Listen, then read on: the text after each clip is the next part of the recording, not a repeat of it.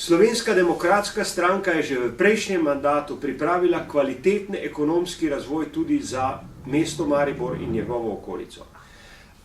Teh programov oziroma teh razvojnih točk je bilo kar nekaj. Na eni strani je bil logistično-transportni industrijski center Oreh. Maribor leži na križišču dveh velikih evropskih koridorjev, 5. in 10. Zato smo predvideli razvoj tega logističnega centra.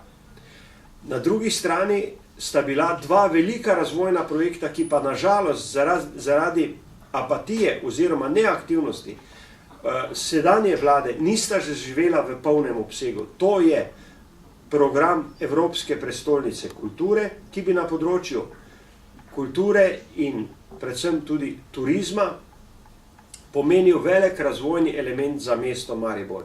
Na drugi strani je to univerzijada, ki bi na področju športa, športne infrastrukture, pa tudi vse druge infrastrukture pomenila novo kvaliteto za razvoj mesta.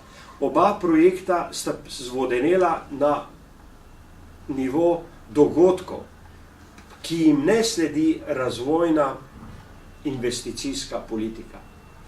V naši stranki smo predvideli tudi razvoj Univerzitetnega kliničnega centra Maribor z dvema projektoma, medicinska fakulteta in onkološki oddelek.